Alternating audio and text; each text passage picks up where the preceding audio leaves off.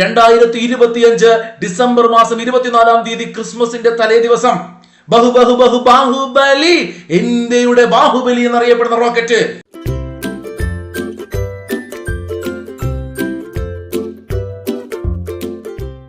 Striker കോച്ചിങ്ങിന്റെ എല്ലാ കൂട്ടുകാർക്കും പുതിയൊരു ക്ലാസ്സിലേക്ക് സ്വാഗതം. ഞാൻ നിങ്ങളുടെ ഷഹനാദാണ്. എന്തെല്ലാടോ, എല്ലാവർക്കും സുഖാണോ? നന്നായി പഠിക്കുന്നുണ്ടോ? കറണ്ട് അഫയേഴ്സ് ഒക്കെ നമ്മൾ കറണ്ട് അഫയേഴ്സിന് വേണ്ടി ഒരു പുതിയ കോഴ്സ് 150 ക്ലാസ് ആണേ. നോക്കൂ, 150 ക്ലാസ്സും 150 PDF ഫ്രീ ആയിട്ട് കിട്ടുകയാണ്. പക്ഷെ ഒരൊറ്റ കാര്യം, നിങ്ങളുടെ മാക്സിമം സപ്പോർട്ട്, അതായത് ക്ലാസ് മുഴുവൻ കണ്ട് നിങ്ങൾ അഭിപ്രായം പറഞ്ഞ് നിങ്ങൾ ലൈക്ക് ചെയ്ത് പരമാവധി ഫ്രണ്ട്സിനോടൊക്കെ കാണാൻ പറയുക കേട്ടോ. 7ാമത്തെ ക്ലാസ് ആണ്. ഇതുവരെ 6 ക്ലാസ് എടുത്തല്ലോ.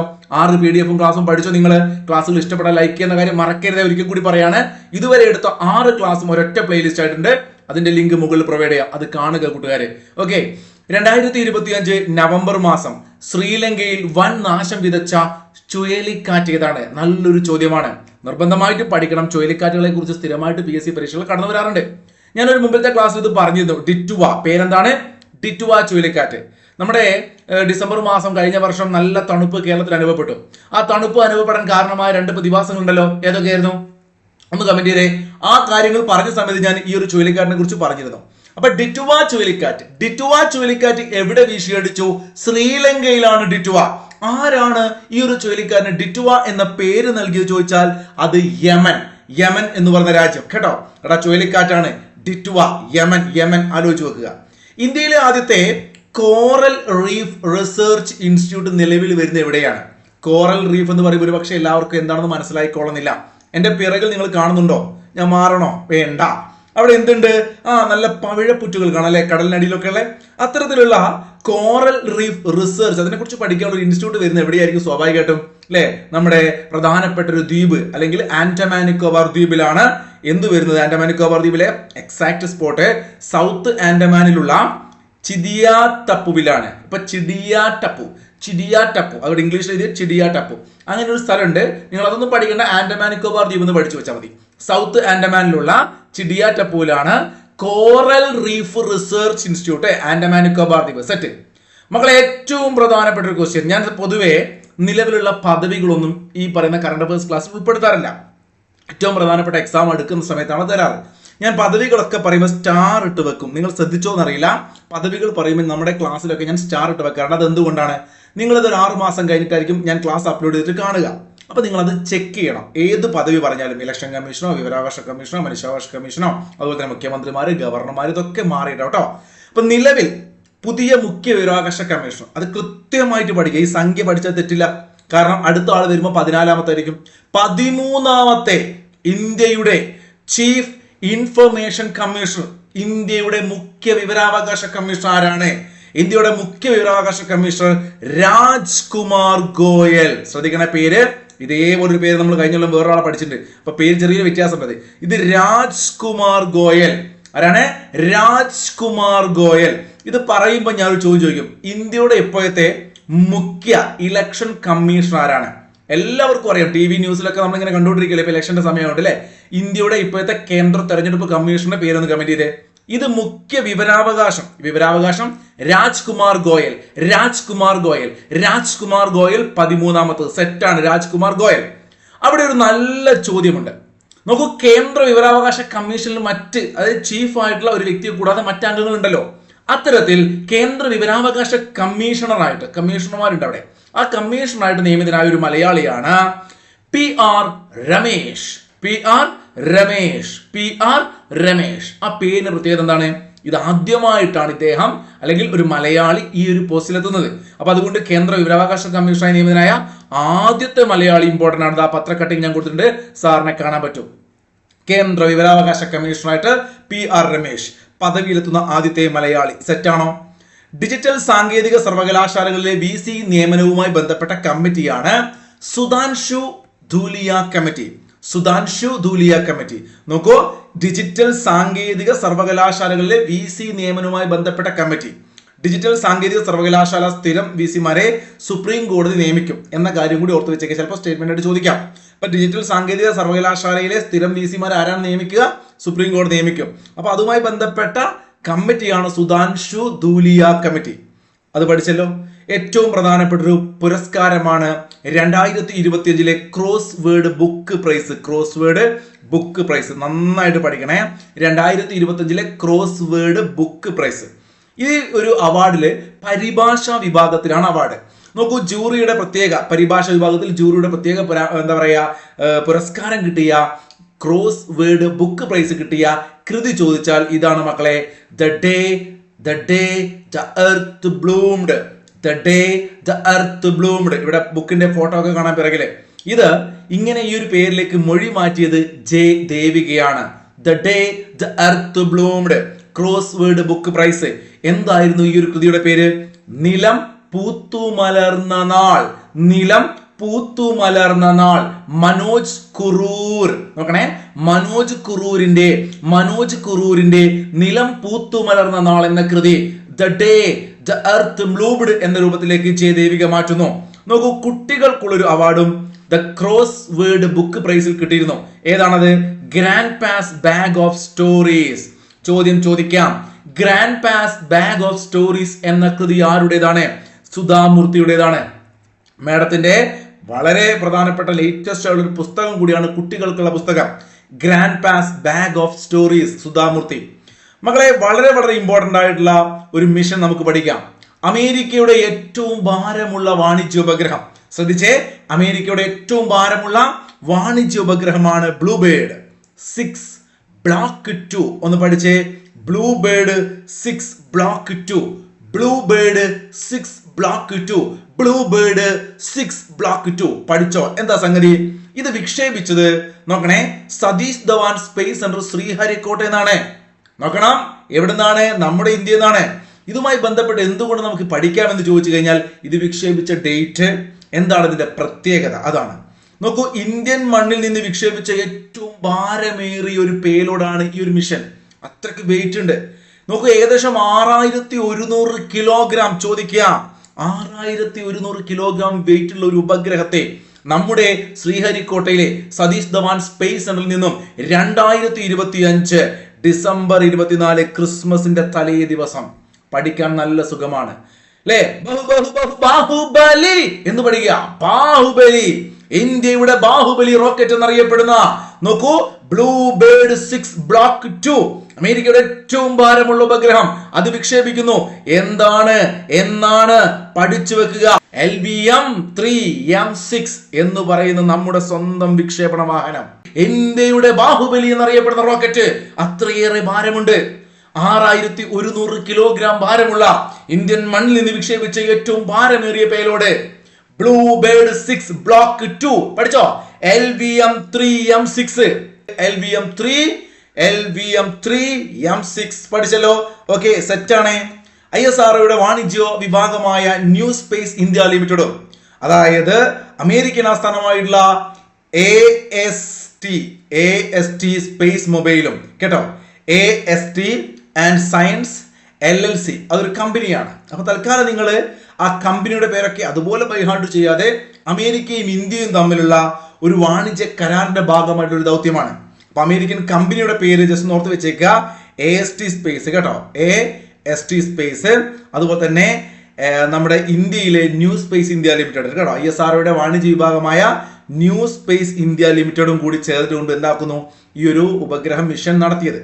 അപ്പോൾ ഇതിന്റെ ലക്ഷ്യം സാധാരണ മൊബൈൽ ഫോണുകളിൽ നേരിട്ട് 4G 5G വോയിസ് ഡാറ്റ സേവനങ്ങൾ നൽകുക, നേരിട്ട്. അപ്പൊ അതാണ് ഈ ഒരു മിഷന്റെ ദൗത്യം, കേട്ടോ. ആലോചിച്ച് വെക്കുക, ലക്ഷ്യം എന്താണ്? സാധാരണ മൊബൈൽ ഫോണുകളിൽ നേരിട്ട് 4G 5G വോയിസ് ഡാറ്റ സേവനങ്ങൾ നൽകുക. ബഹിരാകാശത്ത് നിന്ന് നേരിട്ട് കോളുകൾ, വെബ് ആക്സസ്, വീഡിയോ സേവനങ്ങൾ എന്നിവ പ്രാപ്തമാക്കുന്ന ആഗോള 4G 5G കണക്ടിവിറ്റി വാഗ്ദാനം ചെയ്യുക എന്നാണ് ഇതിന്റെ ലക്ഷ്യം. നോക്കൂ, 27ാമത് ഇന്ത്യയുടെ വനിതാ ചെസ് ഗ്രാൻഡ് മാസ്റ്റർ ആയത് ആരാണ്? ഇഷ ശർമ്മയാണ്. പഠിച്ചു പോകുക പിള്ളേരെ. ഇന്ത്യയുടെ 27ാമത് വനിതാ chess grand master Isha Sharma. നല്ലൊരു പുസ്തകമാണ്, നന്നായി പഠിക്കുക. ഇന്ത്യൻ റെയിൽവേ അല്ലെങ്കിൽ റെയിൽവേ പശ്ചാത്തലമാക്കി TD രാമകൃഷ്ണൻ, ആളുടെ പേരെന്താണ്?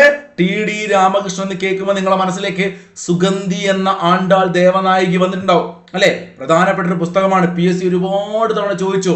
ഫ്രാൻസിസ് ഇട്ടിക്കോര എന്ന പുസ്തകത്തിന്റെ രചയിതാവ് ആരാണ്? ഫ്രാൻസിസ് ഇട്ടിക്കോര എന്ന പുസ്തകം കേരളത്തിൽ ഏറ്റവും കൂടുതൽ ചർച്ച ചെയ്യപ്പെട്ട പുസ്തകങ്ങളാണ്.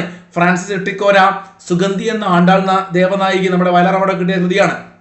അപ്പൊ ഇത്തരം കൃതികളൊക്കെ എഴുതിയ ടി ഡി രാമകൃഷ്ണേട്ടന്റെ ഏറ്റവും പുതിയ നോവലാണ് പച്ച മഞ്ഞ ചുവപ്പ്. പച്ച മഞ്ഞ ചുവപ്പ്. ടി ഡി രാമകൃഷ്ണൻ, പച്ച മഞ്ഞ ചുവപ്പ്. റെയിൽവേ പശ്ചാത്തലമായി പുസ്തകം കണ്ടോ? ഇഷ ശർമ്മ മോളെ കണ്ടോ? ഇന്ത്യയും നേപ്പാളും സംയുക്തമായി നടത്തിയ ഒരു സൈനിക അഭ്യാസമാണ് സൂര്യകിരൺ. ഇന്ത്യയും നേപ്പാളും തമ്മിലുള്ള സംയുക്ത സൈനിക അഭ്യാസമാണ് സൂര്യകിരൺ. അത് കഴിഞ്ഞ വർഷങ്ങളിലൊക്കെ നടന്നിട്ടുണ്ട്, മുൻ വർഷങ്ങളിലൊക്കെ 17, 18, 16 നിങ്ങൾ കണ്ടിട്ടുണ്ടോ? അപ്പൊ ഏറ്റവും ലേറ്റസ്റ്റ് എഡിഷന്റെ പേര് സൂര്യകിരൺ 19 എന്നാണ്. എന്നാണോ സൂര്യകിരൺ 19. ഇത് എവിടെ വെച്ചിട്ടാണ് ഇന്ത്യയും നേപ്പാളും തമ്മിലുള്ള സംയുക്ത സൈനിക അഭ്യാസമായ സൂര്യകിരൺ 19 നടന്നു ചോദിച്ചു കഴിഞ്ഞാൽ ഉത്തരാഖണ്ഡിലാണ്. എവിടെയാണ്? പിത്തോറഗഡ് എന്ന് പറയുന്ന സ്പോട്ട്. ഉത്തരാഖണ്ഡ്, പിത്തോറഗഡ്, ഉത്തരാഖണ്ഡ്. നേപ്പാളും ഇന്ത്യയും സൂര്യകിരൺ. മക്കളെ, ഭൂമുഖത്ത് നിന്നും വേരറ്റ് പോയെന്ന് കരുതിയിരുന്ന പുഷ്പിത പരാത സസ്യത്തെ 175ലധികം വർഷങ്ങൾക്ക് ശേഷം വയനാട് നിന്നും കണ്ടെത്തി. ചോദിക്കാം, കമ്പേലിയ ഒറൻഷ്യാക്ക എന്ന പരാത സസ്യത്തെ എവിടെ നിന്നാണ് കണ്ടെത്തി ചോദിച്ചാൽ കേരളത്തിലെ വയനാട്. ചിലപ്പോൾ ഇടുക്കി, വയനാടൊക്കെ ഓപ്ഷൻ ഉണ്ടാവും. ഇതൊരു പരാത സസ്യമാണ്. ഫോട്ടോ നിങ്ങൾക്ക് എന്റെ പിറകിൽ PDF വായിക്കുമ്പോൾ കിട്ടും. PDF-ന്റെ ഒക്കെ ഫ്രീ PDF നോട്ട് നമ്മുടെ ടെലഗ്രാമിൽ ഉണ്ടാവും കേട്ടോ. ടെലഗ്രാം ചാനൽ എങ്ങനെ കിട്ടും? ഫസ്റ്റ് കമന്റിൽ നോക്കുക. അതുപോലെ നിങ്ങൾ സെർച്ച് ചെയ്താൽ സ്ട്രൈക്കർ PSC കേട്ടോ. അപ്പൊ അവിടെ കമ്പലിയ ഒറാൻഷ്യാക്ക പഠിച്ചു വെച്ചേക്ക്. ഇതൊരു പരാത സസ്യമാണ്, വയനാട് നിന്നും കണ്ടെത്തിയതാണ്. നോക്കൂ, ഈ പൂർണ്ണ പരാത പുഷ്പിത സസ്യം വളരെ കുറച്ച് ആഴ്ചകൾ മാത്രമാണ് ജീവിക്കുന്നത്. അതൊന്ന് നോട്ട് ചെയ്ത് വെച്ചേക്കാം. ഇലക്ട്രിക് വാഹനങ്ങളുടെ പുതിയ GST നിരക്ക് വളരെ വളരെ ഇമ്പോർട്ടൻ്റ് ആണ്. മാറുകയാണെങ്കിൽ നിങ്ങൾ ചെക്ക് ചെയ്ത് പഠിക്കണേ. ഇപ്പൊ നിലവിലുള്ള സ്ഥിതിയാണ് ഞാൻ പറഞ്ഞത്. ഇലക്ട്രിക് വാഹനങ്ങളുടെ പുതിയ GST നിരക്ക് 14%. ഭാവിയിൽ ക്ലാസ് കാണുമ്പോൾ ഒന്ന് ചെക്ക് ചെയ്യണം, അതൊക്കെ മാറ്റം ഉണ്ടാവും കേട്ടോ. നിലവിൽ ഇലക്ട്രിക് വാഹനങ്ങൾ. പൊതുവിതരണ സംവിധാനത്തിൽ പൗരന്മാരുടെ ഫീഡ്ബാക്ക് ശക്തിപ്പെടുത്തുന്നതിന് കേന്ദ്ര സർക്കാർ ആരംഭിച്ച AI പ്ലാറ്റ്ഫോമാണ് ആശ. നോക്കൂ, നന്നായി തന്നെ പഠിക്കണം. എന്താണ്? പൊതുവിതരണ സംവിധാനത്തിൽ പൗരന്മാരുടെ ഫീഡ്ബാക്ക് ശക്തിപ്പെടുത്തുന്നതിന് കേന്ദ്ര സർക്കാർ ആരംഭിച്ച AI പ്ലാറ്റ്ഫോം. ഇപ്പൊ പല AI പ്ലാറ്റ്ഫോമുകളുണ്ട്. അതിൽ പൊതുവിതരണ സംവിധാനത്തിന്റെ പൗരന്മാരുടെ നമ്മള് എന്താ പറയുക, ഓരോ അഭിപ്രായങ്ങളൊക്കെ പറയാൻ വേണ്ടിയിട്ടാ അന്ന സഹായത ഹോളിസ്റ്റിക് AI സൊല്യൂഷൻ. അത് നമുക്ക് ചുരുക്കിയിട്ട് ആശ എന്ന് വിളിക്കും അല്ലെ. ശാന്തി ബില്ല്, അതിന്റെ പൂർവ്വരൂപം നിങ്ങൾക്ക് ഓർമ്മ കിട്ടുന്നുണ്ടോ? കഴിഞ്ഞ ദിവസം പഠിച്ച ശാന്തി ബില്ല്. അപ്പൊ ശാന്തി ബില്ല് എന്നായിരുന്നു ഇന്ത്യൻ പാർലമെന്റിൽ അവതരിപ്പിച്ചത്? ഓർമ്മയുണ്ടോ നോക്കട്ടെ. ശാന്തി ബില്ല് പാർലമെന്റിൽ അവതരിപ്പിച്ച ഡേറ്റ് ജസ്റ്റ് ഒന്ന് കമന്റ് ചെയ്ത് അറിയുന്നവർ. കഴിഞ്ഞ ദിവസം പഠിച്ച ശാന്തി ബില്ല് പഠിച്ചു. അതുപോലെ തന്നെ നമ്മുടെ ഇൻഷുറൻസുമായി ബന്ധപ്പെട്ട ബില്ല് പഠിച്ചു. വിദ്യാഭ്യാസവുമായി ബന്ധപ്പെട്ട 3 ബില്ല് പഠിച്ചില്ലേ? അപ്പൊ ശാന്തി ബില്ല് എന്നാണ് പാർലമെന്റിൽ വന്നത്. ഓർക്കാൻ പറ്റുന്നവർ കമന്റ് ചെയ്താൽ മതി. ഫിഫയുടെ പ്രഥമ സമാധാന പുരസ്കാരത്തിന് അർഹനായത് ഡൊണാൾഡ് ട്രംപ് ആണ്. കേൾക്കുമ്പോൾ ചിരിക്കൊന്നും വേണ്ട, അങ്ങനെയൊക്കെയാണ്. അപ്പൊ അതെന്തുകൊണ്ടാണെന്ന് വെച്ചാൽ ഞാൻ അതുകൊണ്ട് ഇവിടെ ഒരു സാധനം കൊടുത്തിട്ടുണ്ട്. നോക്കൂ, 2026 ഈ ക്ലാസ് എടുക്കുന്ന വർഷം ഫിഫയുടെ ലോകകപ്പ് നടക്കാൻ പോകുന്നത് മെക്സിക്കോ, കാനഡ, അമേരിക്ക, ഈ 3 രാജ്യങ്ങളാണ്. സ്വാഭാവികം, മെക്സിക്കോയിലും കാനഡയിലും അമേരിക്കയിലും ഫുട്ബോൾ ലോകകപ്പ് നടക്കുമ്പോൾ അമേരിക്കൻ പ്രസിഡന്റിനെ ഒന്ന് പൊക്കിയില്ലെങ്കിൽ കാര്യം നടക്കില്ല, അല്ലെങ്കിൽ സുഖിപ്പിച്ചില്ലെങ്കിൽ കാര്യം നടക്കില്ല എന്ന് ചിന്തിക്കാം. പഠിക്കാൻ വേണ്ടി പറയുകയാണ്. ഞാൻ അദ്ദേഹത്തെ കളിയാക്കാൻ പറഞ്ഞല്ല. നിങ്ങൾ വേണമെങ്കിൽ അഭിപ്രായം പറഞ്ഞോ. അത് ഞാൻ ചോദിക്കട്ടെ, എത്ര പേര് ട്രംപിന് ഇത് കൊടുത്തതിനോട് നിങ്ങൾ യോജിക്കുന്നുണ്ട്? കാരണം ഇപ്പോ ഗ്യാസും കുറ്റിയൊക്കെ വീട്ടിലുണ്ടോ എന്ന് ഞാൻ ചോദിക്കുന്നില്ല. എൻ്റെ വീട്ടിലില്ല കുറച്ച് ദിവസമായിട്ട്. അപ്പൊ ഗ്യാസിനെ കുറിച്ച് ചിന്തിക്കുന്ന ഒരു മലയാളി അവിടെ യുദ്ധം ചെയ്താൽ ഞങ്ങൾക്ക് എന്താണ് എന്ന് ചോദിച്ച മലയാളിയാണല്ലോ നമ്മളെ ചുറ്റുപാടുള്ളത്. അവരോടായിട്ട് നോമിന്റെ ചോദ്യമാണ്, ഈ പറയുന്ന ട്രംപേട്ടന് ഫിഫയുടെ പ്രഥമ സമാധാന പുരസ്കാരം കൊടുത്തതിന് നിങ്ങൾ യോജിക്കുന്നുണ്ടോ? ചുമ്മാ ഒരു തമാശക്ക് ചോദിച്ചാണ്, നിങ്ങളുടെ മനസ്സിൽ ആ പോയിന്റ് കിടക്കും. അപ്പോഴേ ഫിഫയുടെ നിലവിലെ പ്രസിഡന്റ് ആരാണോ? അത് ജിയാനി ഇൻഫാന്റിനോ ആണ് കേട്ടോ. ഒരു മൊട്ടത്തലയുണ്ട്, ഫോട്ടോ ഞാൻ കൊടുത്തില്ല, നമുക്ക് പിന്നീട് അടുത്ത ഫിഫയെ കുറിച്ച് പറയുമ്പോൾ പറയാട്ടോ. അടിയന്തര മെഡിക്കൽ ആവശ്യങ്ങൾ നേരിടാൻ 73 ടൺ ജീവൻ രക്ഷാ മരുന്നുകളും വാക്സിനുകളും 2025 ഇന്ത്യ കൈമാറിയത് ഏത് രാജ്യത്തിനാണ് ചോദിച്ചാൽ അഫ്ഗാനിസ്ഥാൻ കേട്ടോ. ഡിറ്റുവ ചുഴലിക്കാറ്റ് ശ്രീലങ്കയിൽ വീശിയടിച്ചു. ഇനി ശ്രീലങ്ക ഏതാ നിൽക്കണ്ട, അടിയന്തര മെഡിക്കൽ ആവശ്യങ്ങൾക്ക് കേട്ടോ. അടിയന്തര മെഡിക്കൽ ആവശ്യം, അവിടെ ഒരു എന്താ പറയുക മെഡിക്കൽ എമർജൻസി ഉണ്ടായിരുന്നു കേട്ടോ. അപ്പൊ 73 ടൺ ജീവൻ രക്ഷാ മരുന്നുകളും വാക്സിനുകളും 2025 നമ്മൾ കൈമാറിയത് അഫ്ഗാനിസ്ഥാനാണ്. അടുത്തിടെ പരമ്പരാഗത പോത്തുപോര്, പോത്തുകൾ തമ്മിലൊരു പോര്, അതിന് പറയാ മോഹ് ജുച്ചെന്ന എന്നൊക്കെ പറയുന്ന പോത്തുകൾ തമ്മിൽ കുത്തുക, മോഹ് ജുച്ച്. മൃഗപീഡന നിരോധന നിയമത്തിൽ നിന്നും ഒഴിവാക്കാനുള്ള ബില്ല് പാസാക്കിയ സംസ്ഥാന നിയമസഭ ചോദിച്ചാൽ ആസാമാണ്. അപ്പൊ പോത്തിന്റെ പോര് ആസാമിലെ മോഹ് ജുച്ച്, അതിനെ മൃഗപീഡന നിരോധന നിയമത്തിൽ നിന്ന് ഒഴിവാക്കാൻ തീരുമാനിച്ചു ആസാം. സയ്യിദ് മുസ്താഖ് അലി ട്രോഫി ആര് നേടി? കഴിഞ്ഞ ദിവസം പഠിപ്പിച്ച സയ്യിദ് മുസ്താഖ് അലി ട്രോഫിക്ക് കിട്ടിയത് ആർക്കാണ്? എത്ര പേർക്ക് ഓർമ്മശക്തി ഉണ്ട് നോക്കട്ടെ. വലിയ ചന്ദനാദി എണ്ണ വേണോ? നമ്മുടെ മമ്മൂക്ക പറഞ്ഞാൽ സയ്യിദ് മുസ്താഖ് അലി ട്രോഫി കിട്ടിയ സ്റ്റേറ്റ് ഒന്ന് കമന്റ് ചെയ്ത് എല്ലാവരും കേട്ടോ. നിങ്ങൾ കമന്റ് ചെയ്യില്ല, എന്നാലും ഞാൻ ചുമ്മാ ഇങ്ങനെ ചോദിച്ചുകൊണ്ടിരിക്കും. അപ്പൊ ആ സയ്യിദ് മുസ്താഖ് അലി ട്രോഫി 6 ക്ലാസ് കണ്ടവരാണെങ്കിൽ തീർച്ചയായിട്ടും കിട്ടും. ആ സയ്യിദ് മുസ്താഖ് അലി ട്രോഫി നേടിയ ടീമിലെ അല്ലെങ്കിൽ ആ ഒരു ടൂർണമെന്റില് സെഞ്ചുറി നേടുന്ന ഏറ്റവും പ്രായം കുറഞ്ഞ താരമായിട്ട് വൈഭവ് സൂര്യവംശി വരികയാണ്. 18 മുതൽ 52 വയസ്സ് വരെയുള്ളവർക്ക് മാസത്തിൽ ഒരു ദിവസം ശമ്പളത്തോട് കൂടിയ ആർത്തവാവധി പ്രഖ്യാപിച്ച സ്റ്റേറ്റ് പഠിച്ചു വെച്ചേക്കുക, കർണാടക. തൊട്ടടുത്ത സ്റ്റേറ്റ് ആണ്. 18 മുതൽ 52 വയസ്സ് വരെയുള്ളവർക്ക് മാസത്തിൽ ഒരു ദിവസം ശമ്പളത്തോട് കൂടിയ ആർത്തവാവധി പ്രഖ്യാപിച്ച സ്റ്റേറ്റ് കർണാടക. അന്തരിച്ച ബേബി കമല, മാഡത്തിന്റെ ഫോട്ടോ കണ്ടോ? കുഞ്ഞു മോളെന്നല്ല, പേര് ബേബി കമല. ബേബി കമല എന്നറിയപ്പെടുന്ന കമല ലക്ഷ്മി നാരായണൻ ഏത് മേഖലയുമായി ബന്ധപ്പെട്ട വ്യക്തിയാണ്? അന്തരിച്ച ബേബി കമല എന്നറിയപ്പെടുന്ന കമല ലക്ഷ്മി നാരായണൻ ഭരതനാട്യം. കേന്ദ്ര സർക്കാർ ഭിന്നശേഷി കുട്ടികൾക്ക് നൽകുന്ന പരമോന്നത ബഹുമതിയായ ശ്രേഷ്ഠ ദിവ്യാംഗ് ബാലക് പുരസ്കാരത്തിന് അർഹനായ മലയാളിയുടെ പേര് മുഹമ്മദ് യാസീൻ.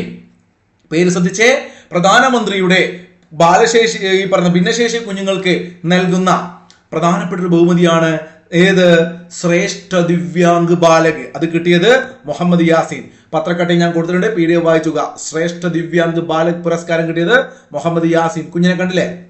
2025 നടന്ന തദ്ദേശ സ്വയംഭരണ തെരഞ്ഞെടുപ്പിൽ നോട്ടയ്ക്ക് പകരം none of the above NOTA. അപ്പൊ നോട്ടയ്ക്ക് പകരം എത്ര പേര് ശ്രദ്ധിച്ചു? ഒരു പക്ഷേ ഈ ക്ലാസ് കാണുമ്പോഴേക്കും അങ്ങനെ ഉണ്ടായിരുന്നോ എന്ന് ചിന്തിക്കാം. അങ്ങനെയുള്ളവരുണ്ടെങ്കിൽ ഒന്ന് കമന്റ് ചെയ്തേ, ഞാൻ നോക്കട്ടെ. നിങ്ങൾ പലരും വോട്ട് ചെയ്തിട്ടുണ്ടോ? പക്ഷെ അവിടെ ശ്രദ്ധിക്കുക, കോർപ്പറേഷനിലും മുനിസിപ്പാലിറ്റിയും വോട്ട് ചെയ്തവർക്ക് ഇത് ബാലറ്റിൽ കാണാൻ പറ്റില്ല. ഞാനൊക്കെ പഞ്ചായത്തിലാണ് വോട്ട് ചെയ്തത്. എന്ന് വെച്ചാൽ നമ്മളൊരു ഗ്രാമപ്രദേശത്താണ് ജീവിക്കുന്നെങ്കിൽ കഴിഞ്ഞ ഇലക്ഷന് നോട്ട് ഉണ്ടായിരുന്നില്ല, പകരം ബാലറ്റ് ഉണ്ടായിരുന്നത് എൻഡ് എന്നൊരു ബട്ടണാണ്. എന്താണ് എൻഡ് കേട്ടോ? മുനിസിപ്പാലിറ്റിയും കോർപ്പറേഷനിലും ബാലറ്റിൽ എൻഡ് ബട്ടൺ ഇല്ലായിരുന്നു. ഇത് പഞ്ചായത്തുകൾ കേട്ടോ. വീണ്ടും ഞാനിവിടെ ചെറിയൊരു സ്റ്റാർ കൊടുത്തിട്ടുണ്ട്, അതായത് മാറും, നിങ്ങൾ ചെക്ക് ചെയ്യണം. നിലവിൽ കേരള ബാങ്കിന്റെ പ്രസിഡന്റ് പി മോഹനനാണ്. നിലവിൽ കേരള ബാങ്കിന്റെ പ്രസിഡന്റ്. സ്പൈസസ് ബോർഡ് അംഗമായിട്ട് തെരഞ്ഞെടുക്കപ്പെട്ട കേരളത്തിൽ നിന്നുള്ള രാജ്യസഭ അംഗമാണ് സി സദാനന്ദൻ. നമുക്കറിയാം, കണ്ണൂരിൽ നിന്നുള്ള സദാനന്ദൻ മാഷിനെ രാജ്യസഭയിലേക്ക് പ്രസിഡന്റ് നോമിനേറ്റ് ചെയ്തിരുന്നു. അപ്പൊ സ്പൈസസ് ബോർഡ് അംഗമായി തെരഞ്ഞെടുക്കപ്പെട്ട കേരളത്തിൽ നിന്നുള്ള രാജ്യസഭാ അംഗം സി സദാനന്ദനും കേരള ബാങ്കിന്റെ പുതിയ പ്രസിഡന്റ് പി മോഹനൻ മാഷും. ചെയർപേഴ്സൺ നോക്കൂ, സ്പൈസസ് ബോർഡിന്റെ ചെയർപേഴ്സൺ ആരെന്ന് ചോദിച്ചാൽ അഡ്വക്കേറ്റ് സംഗീത വിശ്വനാഥൻ. ഇതൊക്കെ മാറും, നിങ്ങൾ ക്ലാസ് കാണുന്ന സമയത്ത് ഒന്ന് ചെക്ക് ചെയ്യണം എപ്പോഴാണെങ്കിലും കേട്ടോ. നോക്കൂ, ഇനി പ്രധാനപ്പെട്ട ഒരു സംഗതിയാണ് GA ടാഗ്. എല്ലാ PSC പരീക്ഷകൾക്കും കണ്ടുവരുന്ന ഒരു പ്രധാനപ്പെട്ട ഏരിയയാണ് GA ടാഗ്. ചോദിക്കാറുണ്ട് കറണ്ട് അഫയേഴ്സിൽ. അപ്പോൾ തമിഴ്നാട്ടിൽ നിന്നും പുതുതായി ഭൗമസൂചിക പദവി അഥവാ GA ടാഗ് ലഭിച്ച ഉൽപ്പന്നങ്ങൾ ഏതൊക്കെ ചോദിച്ചു കഴിഞ്ഞാൽ നോക്കൂ, കൃത്യമായിട്ട് പഠിക്കുക. വൊറയൂർ കോട്ടൺ സാരി. ഞാൻ നമ്മുടെ ടെലഗ്രാമിൽ പിള്ളേരെ ഇത് പഠിപ്പിച്ച സമയത്ത് പിറ്റേത്തെ ആഴ്ച വന്നപ്പോൾ പിള്ളേര് പറയാ, ഇതൊക്കെ ഫ്ലിപ്കാർട്ടിൽ നോക്കിയേ, ഫ്ലിപ്കാർട്ടിലോ മീഷോ ആമസോണോ. അപ്പോഴത്തേക്ക് സാരി ഓർഡർ ചെയ്തു. അപ്പൊ യൂട്യൂബ് കാണുന്ന എൻ്റെ പിള്ളേരോട് പറയാനുള്ളത്, നിങ്ങളിതൊക്കെ പഠിക്കുമ്പോൾ അതൊക്കെ നോക്കുക, നല്ല സാരിയാണോ കേട്ടോ. ഏതാണ്? വൊറയൂർ കോട്ടൺ സാരി. ഒന്ന് പറഞ്ഞു നോക്കിയേ, വൊറയൂർ കോട്ടൺ സാരി. അത് വായിച്ചു നോക്കട്ടെ നിങ്ങൾ എന്തൊക്കെയാണെന്ന്. ഇതിന്റെ എക്സ്ട്രാ കൊടുത്ത പോയിന്റ്സ് നിങ്ങൾ പഠിക്കണമെന്നില്ല. ചോള രാജവംശത്തിന്റെ കാലം മുതൽ പാരമ്പര്യമുള്ള കൈത്തറി വസ്ത്രമാണ്. ദേവാംഗ സമുദായമാണ് ഇത് പ്രധാനമായും നെയ്യുന്നത് കേട്ടോ. കാവേരി നദീതീരത്തുള്ള മനമേട് ഗ്രാമത്തിലാണ് ഇത് കൂടുതലായും ഉൽപ്പാദിപ്പിക്കുന്നത്. അത് നിങ്ങൾ പഠിക്കേണ്ട, നിങ്ങൾ ആ പേര് മാത്രം പഠിക്കുക, വൊറയൂർ കോട്ടൺ സാരി. അതുപോലെ തന്നെ തൂയ മല്ലി. ഇത് മല്ലി അല്ല, അരിയാണ്. അരിയുടെ പേരാണ് തൂയമല്ലി. അപ്പൊ തൂയമല്ലി എന്ന് പറഞ്ഞ അരി, അതും തമിഴ്നാട്ടിൽ GA ടാഗ് ലഭിച്ച ഒരു പ്രോഡക്റ്റ് ആണ്. തൂയമല്ലി എന്നാൽ ശുദ്ധമായ മുല്ലപ്പൂ എന്നർത്ഥമുള്ള ഒരു രോഗപ്രതിരോധ ശേഷിയുള്ള നല്ലൊരു അരിയാണ്. അപ്പൊ 2 കിട്ടിയല്ലോ. എന്തൊക്കെയാണ്? വൊറയൂർ കോട്ടൺ സാരി, തൂയമല്ലി. മറ്റൊരു പേര് കവിന്തപ്പാടി നാട്ടുസക്കരെ. ഇതിനൊക്കെ കിടിലൻ കോഡുണ്ട്. കോഡാക്കിയിട്ട് നമ്മൾ ടെലഗ്രാമിൽ പഠിപ്പിച്ചിട്ടുണ്ട്. അപ്പോൾ ടെലഗ്രാമിലൊക്കെ കറണ്ട് അഫയേഴ്സ് ബാച്ച് ഉണ്ട്. താല്പര്യമുള്ള ആർക്കെങ്കിലും ഉണ്ടെങ്കിൽ ഓഡിയോ ക്ലാസ് ആയിരിക്കും, ഞാൻ തന്നെയാണ് ഫുൾ എടുക്കുക. രാവിലെയൊക്കെ ക്ലാസ് ഉണ്ടാവും. താല്പര്യം ഉണ്ടെങ്കിൽ മാത്രം ജസ്റ്റ് 7306118242. ഇതിൽ നമ്പറിലേക്ക് ഒന്ന് മെസ്സേജ് അയച്ചാൽ മതി. ഞാൻ പറയാൻ കാരണം, ഇവിടെ യൂട്യൂബിൽ നമ്മളിങ്ങനെ ഒരുപാട് സമയം ഡിസ്കസ് ചെയ്തൊന്നും പറയാൻ പറ്റില്ല. അവിടെ അങ്ങനെയൊക്കെ സമയം നഷ്ടപ്പെടും. എന്നാലും അത്തരം ലൈവ് ക്ലാസ്സുകൾ വേണ്ടവർക്ക് ജോയിൻ ചെയ്യാം. ഈ നമ്പറിലേക്ക് ഒന്ന് മെസ്സേജ് അയച്ചാൽ കേട്ടോ. എപ്പോഴും ഈ ബാച്ച് അവൈലബിൾ ആയിരിക്കും. ചെറിയൊരു ഫീസ് വെച്ചിട്ട് 6 മാസത്തേക്കൊക്കെയാണ് ബാച്ച് ഉണ്ടാവുക. അപ്പൊ കവിന്തപ്പാടി നാട്ടുസക്കരെ, ശർക്കരയെ കുറിച്ചാണ് പറയുന്നത് കേട്ടോ.